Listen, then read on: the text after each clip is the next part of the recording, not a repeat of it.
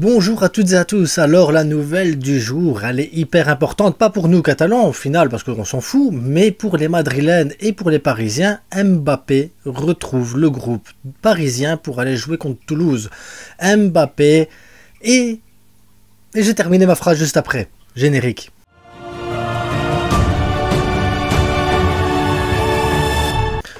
Bon, évidemment, supporters parisiens au Madrilène, voilà. Supporters parisiens, je vais pas vous demander de vous abonner à ma chaîne parce qu'au final, je ne vais pas suivre le PSG cette saison ici parce que voilà, le dossier Madrilène, c'est surtout du côté du Real que ça m'intéresse, le dossier Mbappé.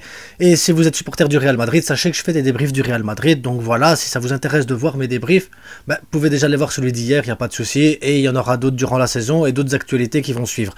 Moi, je m'intéresse surtout au Barça et uniquement au Barça. Et à côté de ça, je fais en parallèle le Real Madrid, voilà, les débriefs et l'actualité un peu chaude du moment. Donc, cette actualité-là, Mbappé est au-dessus de toutes les institutions de football. Moi, je suis parti d'une idée, en fait, où le Barça, le Real, le Bayern, Manchester United, la Juve, ce sont des clubs qui ont une institution. Ce sont des clubs qui, voilà, leur institution est largement au-dessus des joueurs. L'institution du club passe largement au-dessus de caprices de joueurs. C'est comme ça, c'est ainsi, c'est un fait. Pour moi, tous ces clubs-là sont dans ce registre-là.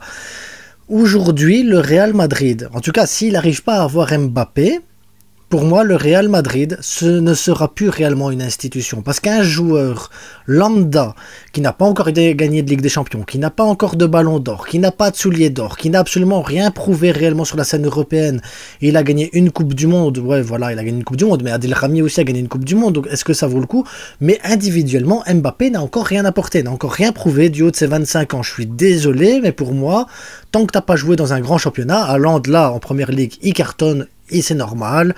Et là, pour le moment, par exemple, Cristiano Ronaldo, durant toutes ces années, il a prouvé. Maintenant, il est en Arabie Saoudite. Et pour moi, c'est fini sa carrière. Tous les buts qu'il va entamer maintenant ne m'intéressent plus parce que ça ne peut plus faire partie pour moi de la carrière professionnelle. C'est terminé. Et pour moi, Mbappé est dans un championnat qui ne mérite pas non plus qu'on puisse prendre ses statistiques en valeur. Parce que tu vas jouer contre Toulouse, Reims, Nantes et tout ça. Donc voilà, pour moi, Mbappé n'a encore rien prouvé. Et pourtant, Mbappé a réussi, à l'heure actuelle, à être au-dessus d'une institution comme le Real Madrid et arrive à être au-dessus d'une institution comme le PSG. Maintenant, l'institution PSG, pour moi, n'existe pas encore et n'existera pas tant que ça fonctionnera comme ça, tant que Mbappé sera le président de ce club, parce que pour moi, c'est ça, c'est Mbappé est devenu président du club du Paris Saint-Germain.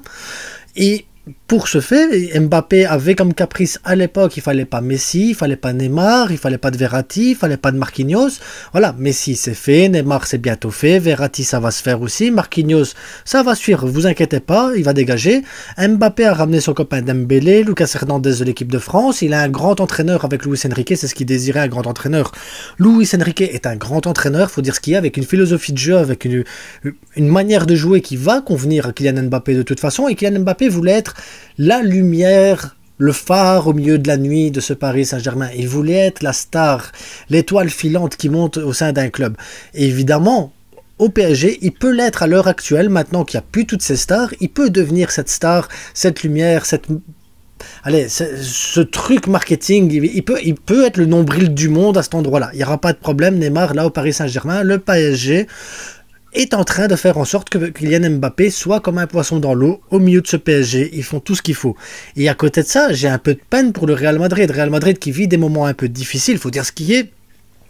Arda Güler, là, il est blessé. Militao, il vient de se blesser ici pour quelques mois. Courtois, blessé pour quelques mois. Mendy, encore une fois blessé. D'ailleurs, je souhaite mon rétablissement à tous ces joueurs-là, parce que voilà, moi, je veux un Real Madrid en forme, je veux un Real Madrid bien, je veux un Real Madrid très fort, parce que voilà, un Barça qui gagne la Liga avec un Real Madrid fort, c'est toujours mieux qu'avec un Real Madrid blessé. Et là, actuellement, tu as 4 joueurs, dont 3 réellement qui sont hyper indispensables pour le Real Madrid. Et à côté de ça, tu as le Real Madrid, il a refusé Kane, il n'a toujours pas désigné de numéro 9. Rossellou, c'est le seul remplaçant en attaque qu'ils ont réellement après Vinicius et Rodrigo. Ça veut dire que si Vinicius ou Rodrigo se blesse, tu vas devoir jouer avec Rossellou. Bon, après, vous allez me dire, oui, mais tu mets Valverde à droite, tu mets Vinicius à gauche, tu mets Roselu dans l'axe, ou au pire des cas, si Vinicius est blessé, tu remets Rodrigo. Enfin, il y aura toujours des possibilités, mais malgré tout, ça, heureusement qu'il y a beaucoup de bons milieux de terrain pour dire d'étoffer le truc, parce que sinon, le Real Madrid serait vraiment dans une saison un peu compliquée, mais ils n'ont pas encore distribué de numéro 9, parce que le 9 était pour Mbappé, le 9 est pour Mbappé. Et tant que le 31 août n'est pas arrivé, Mbappé peut toujours arriver, je sais. Mais tu refuses Kane, t'as pas de plan B réellement, parce qu'il n'y a pas réellement de plan B. Par exemple, Courtois, il s'est blessé, là on est en train de voir, voilà, ça va être Kepa qui va venir pour une saison avec une option d'achat derrière.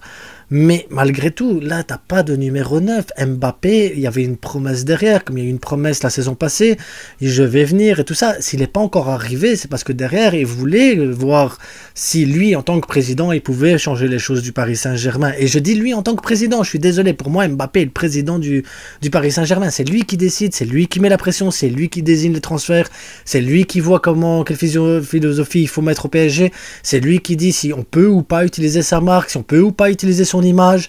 Et là, à l'heure actuelle, Mbappé a tous les pouvoirs et tous les droits au Paris Saint-Germain, quelque chose qu'il n'aura pas au Real Madrid. Le Real Madrid est une institution où c'est le président qui décide, il y a un entraîneur en dessous, un staff technique, un staff médical, et eux décident après quels joueurs sont en forme, pas en forme, et qui va être mis sur le terrain. Là, ici au Paris Saint-Germain, ça va être Mbappé qui va dire à Luis Enrique, voilà, moi, c'est ces joueurs-là qui doivent jouer, les autres, je les veux pas, et maintenant tu te débrouilles pour faire une équipe où c'est moi qui touche la balle au début de l'action, c'est moi qui touche la balle à la fin de l'action, et c'est moi qui marque, et c'est moi qui fais, limite, je dois être passeur, buteur et tout en même temps. Ça va être comme ça, donc ça va être compliqué même pour Luis Enrique, même s'il va réussir à mettre une philosophie de jeu en place, mais il va falloir qu'il la mette en place de manière à ce que ce soit Mbappé qui soit la lumière pour qu'il soit bien dans son cocon. Et à côté de ça, au Real Madrid, il n'y aura pas ça, parce que Mbappé, il devra faire en sorte d'être dans le moule du Real Madrid. C'est comme ça. Je discutais avec un Madrilène tantôt, j'ai dit, ouais, mais le Real Madrid, s'il termine en 4-4-2 avec Vinicius, Rodrigo en attaque, Vinicius, il est pas si bien que ça. Enfin, il peut faire des actions prodigieuses quand même comme ça, mais c'est pas qu'il est aussi à l'aise qu'il l'a été sur le côté gauche. Il m'a dit, ah, mais le Real Madrid, c'est une institution. Vinicius, il a qu'à s'adapter. C'est tout. C'est comme ça. Mbappé, s'il va au Real Madrid, il faudra avoir le même discours. Et ça m'étonnerait qu'on ait le même discours. Donc voilà. Mbappé, pour moi, est en train de chier sur le Real Madrid. Mbappé a bien chié sur le PSG. Mbappé est au-dessus de ces deux clubs. Mbappé est au-delà des institutions malgré qu'il n'ait absolument rien gagné. Mbappé a réussi à s'octroyer un statut plus haut que celui de Messi au Barça. C'est un truc de fou. Pour moi, Mbappé a réussi vraiment à dépasser Messi sur ce plan-là de marketing, même au-dessus de Cristiano Ronaldo au final. Il a réussi à mettre Pérez à genoux, il a réussi à mettre tout le Qatar à genoux. Et personne ne dit rien, tout le monde trouve ça normal. Mbappé a réussi tout ça. Franchement, moi, j'aime pas Mbappé à la base. Je déteste Mbappé. Moi, je suis content qu'Mbappé, c'est plus le PSG, le Real Madrid et que c'est jamais été le Barça. Mais il faut quand même lui remettre quand même ce truc-là. Il faut le reconnaître. Ce garçon est un génie sur le plan marketing, sur le plan de son image, sur sa manière de négocier et tout ça. Ce gars est un monstre. Pour se mettre au-dessus de deux clubs comme ça ainsi, avec une masse financière et c'est impressionnant, c'est juste impressionnant. Maintenant, vous, en tant que Madrilène, comment vous verrez cette trahison-là? Parce que est-ce que vous voyez déjà Mbappé comme une trahison s'il prolonge au PSG? Est-ce que ceux du Paris Saint-Germain qui vont regarder la vidéo vont se dire, ouais, Mbappé il signe parce qu'il a toujours été fier de notre club?